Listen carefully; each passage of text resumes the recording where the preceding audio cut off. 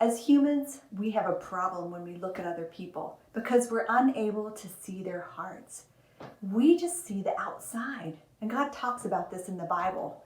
Because of this inability to really see into people's soul or to see their heart at a first glance or even a second or third, we realize that we can fool people. Now, if we're demonstrative outwardly when we worship and we talk about God, we can convince everyone around us that we're fine Christians. And we're not the first to reach this conclusion. The teachers of Judaism during the time of Jesus were hyper-focused on the outward obedience that seemed like serious worship. The common people were awed by their meticulous adherence to the Old Testament, particularly when the law professors further complicated their biblical standards and they added detailed directives to it. And Jesus came to earth and he was thoroughly unimpressed. In fact, this type of outward obedience made him furious, as it did Jehovah in the Old Testament. Now, here's the point. As we lead our Christian lives, we need to be very careful that we're not simply trying to impress others with outward demonstrations of commitment to God. We need to make sure that our hearts, our motivations, our innermost longings are in line with God. As the Message Big Idea put it, worship that honors God is always rooted in an authentic, humble, and dependent heart. We don't want to be like the safe in our former house. It was an eye-catching structure that lent the impression that something quite valuable was inside.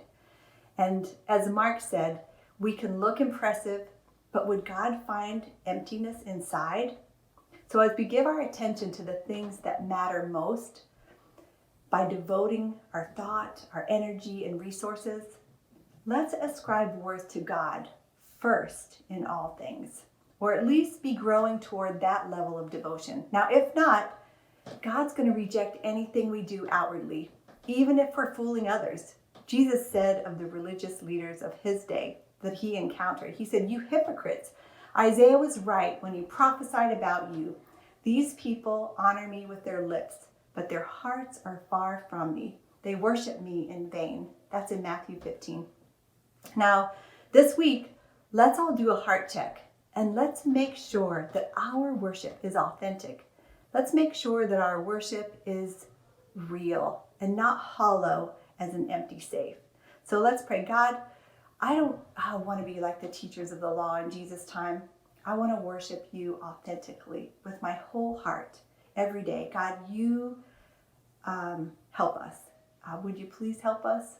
Thank you that you live in us and that you change our heart and that you give us a new heart because of what Jesus did. And help me to have an authentic, pure heart like you. Have a great week, and I'll see you soon.